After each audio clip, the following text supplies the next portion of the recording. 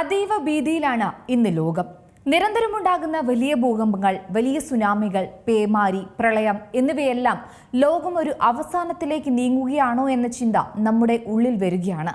ഭൂമിക്ക് പ്രകൃതിദത്തമായ മാറ്റങ്ങൾ സംഭവിക്കുന്നു എന്ന് തന്നെയാണ് ഇന്ന് നിലനിൽക്കുന്ന സൂചനകളും. ഒരുപക്ഷെ ഈ ദുരന്തങ്ങളെല്ലാം സംഭവിക്കുന്നത് മനുഷ്യൻ എന്ന വർഗത്തെ തന്നെ ഇല്ലാതാക്കുമോ എന്ന ആശങ്ക മനുഷ്യരിൽ വളർത്തുന്നുണ്ട്. വീണ്ടും ഒരു പുതിയ ഭൂമി, മറ്റൊരു കാലഘട്ടം, അങ്ങനെ കുറേയധികം ചിന്തകൾ. ഭൂമിയിൽ വൻ ഭൂകമ്പങ്ങൾ നൂറ്റാണ്ടുകളായി ഉണ്ടായിട്ടുണ്ട്.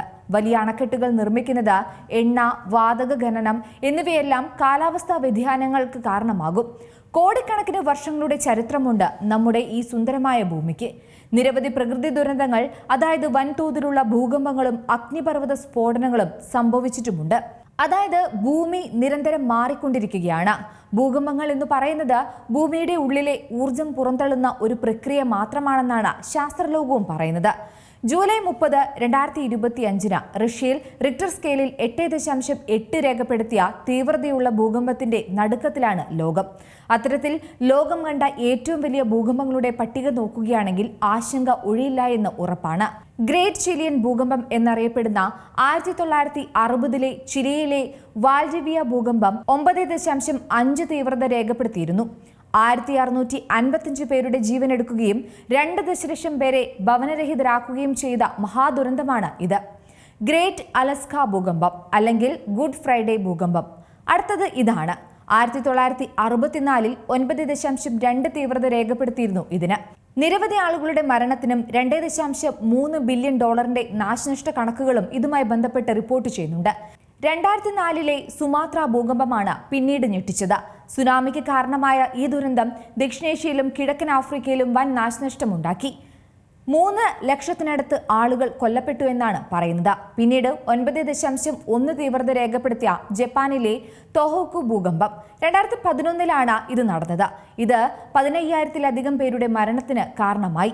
ഏതാണ്ട് 2 ലക്ഷത്തിനടുത്ത് ആളുകളെ മാറ്റിപ്പാർപ്പിക്കുന്നതിനും കാരണമായെന്നും പറയുന്നുണ്ട്. ലോകത്തെ ആദ്യത്തെ ഭൂകമ്പമായിരുന്നു 1952 കാംചതുക് ഭൂകമ്പം. വൻ സുനാമിക്ക് തന്നെ ഇത് കാരണമായി. ഇങ്ങനെ കുറേയധികം ഭൂകമ്പങ്ങൾ ഉണ്ടായിട്ടുണ്ട്. ഇത്തരം വലിയ ഭൂകമ്പങ്ങൾ ലോകാവസാനത്തിന്റെ സൂചനയാണോ എന്ന ചോദ്യം ഉറപ്പായും ഉയരാൻ സാധ്യതയുണ്ട്. ഭൂകമ്പങ്ങൾ ലോകാവസാനത്തിന്റെ ലക്ഷണങ്ങളല്ല, മറിച്ച് ഭൂമിയുടെ സജീവമായ നിലനിൽപ്പിന്റെ ഭാഗമാണെന്നാണ് പഠനം പറയുന്നത്.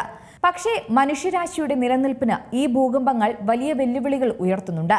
സുനാമികൾ ഉണ്ടാകുക, അടിസ്ഥാന സൗകര്യങ്ങൾ നശിക്കുക, ആളുകൾ മരിക്കുക, കെട്ടിടങ്ങൾ തകരുക എന്നിവയെല്ലാം ഭൂകമ്പങ്ങളുടെ ഫലമായി ഉണ്ടാകുന്നതാണ്. ഇത്തരം ദുരന്തങ്ങളുടെ ആഘാതം വർദ്ധിച്ചു വരുന്നതിന് ജനസംഖ്യയും നഗരവൽക്കരണവും കാരണമാകുന്നു.